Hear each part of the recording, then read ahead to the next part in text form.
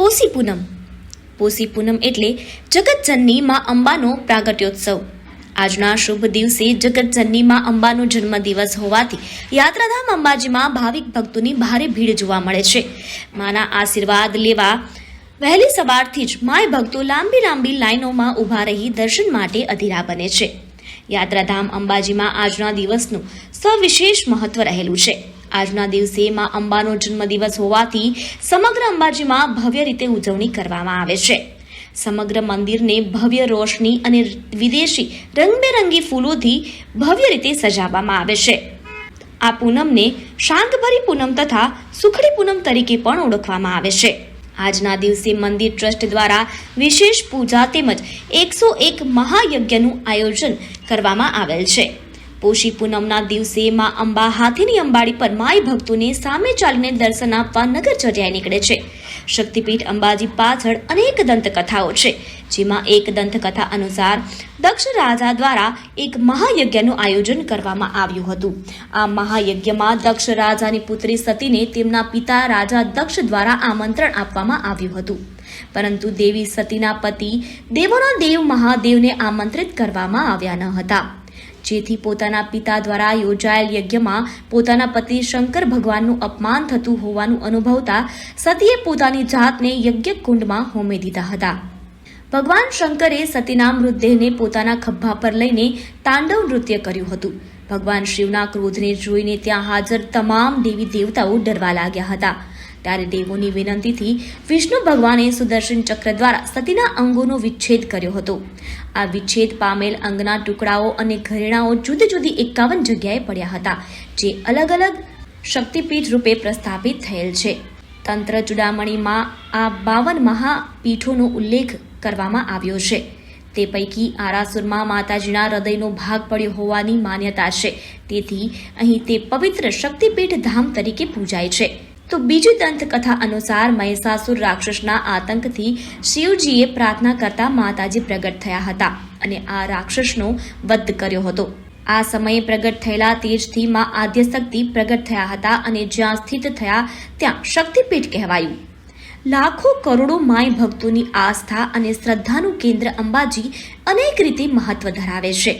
હવે વાત કરીએ દેવી ભાગવત અનુસાર અગ્નિ દેવીની કૃપાથી મહિષાસુર નામનું રાક્ષસ નર જાતિથી મરી શકે તેમ ન હતો તેવું તેને વરદાન હતું.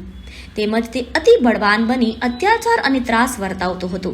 આ બળવાન દાનવનો સંહાર કરવા દેવોએ ભગવાન શિવજીને પ્રાર્થના કરી. તે સમયે એક તેજ પ્રગટ થયું અને માં આદ્યશક્તિ પ્રગટ થયા હતા. આ દાનવોનો સંહાર માતાજીએ કરતા તેઓ મહિષાસુર મર્દની કહેવાયા. તો વધુ એક દંતકથા અનુસાર માતાજીના અનન્ય ઉપાસક અને દાતા સ્ટેટના મહારાણા માતાજીને અંબાજી લાવ્યા હતા. મહારાણા આગળ ચાલતા હતા અને પાછળ માતાજીની સવારી આવતી હતી. મહારાણાને પાછળ જોવાની મનાઈ હતી. રસ્તામાં ગાઢ જંગલ આવતા સહજ રીતે મહારાણાથી પાછળ જોવાયું કે માતાજી કેટલે દૂર છે. બસ માતાજી તે ક્ષણે ત્યાં જ સ્થિર થઈ ગયા હતા. પછી મહારાણાએ એ સ્થળે મંદિર બનાવ્યું અને આજે એ અંબાજી તરીકે સુપ્રસિદ્ધ છે. મંદિર પ્રાગૈતિહાસિક કાળનું હોવાનું મનાય છે, પણ ઉપલબ્ધ પરિસ્થિતિ જોતા અત્યારનું સ્થાનક 1200 વર્ષ જેટલું પુરાણું છે. અંબાજીના વર્ણન સ્તુતિઓની પરંપરા છેક પુરાણોથી લઈને આદિ શંકરાચાર્ય તથા અર્વાચીન ઇતિહાસ અને પ્રવાસ વર્ણનોમાં પણ જોવા મળે છે. ત્યારે ચાલો સાંભળી આજના દિવસના મહિમા વિશે યાત્રાધામ અંબાજી મંદિરના પૂજારી શું કહી રહ્યા છે. જય શ્રી અંબે. આજે પોષી પૂનમ છે, જે બધી માતાજીની 12 પૂનમનું વિશેષ મહત્વ છે, પણ આજનું પણ વિશેષ મહત્વ છે. એટલે આજની પોષી પૂનમનું પ્રાગટ્ય દિન, માતાજીનો પ્રાગટ્ય દિન ઉજવવામાં આવે છે. અહીંયા ચાચર ચોકની અંદર મહાયજ્ઞનો પ્રારંભ કરવામાં આવ્યો છે. સાંજે એની પૂર્ણાહુતિ છે, એવી અહીંયા પરંપરા છે. અને માતાજીની જે ભક્તિ કરે, ઉપાસના કરે, એને માતાજી બધું જ આપે છે. આરાધિતા શૈવ નરણામ ભોગ સર્વદા. આરાધના કરનારને માતાજી ભોગ, સ્વર્ગ અને ઐશ્વર્ય આપે છે, એવું અહીંયા માનવામાં આવે છે.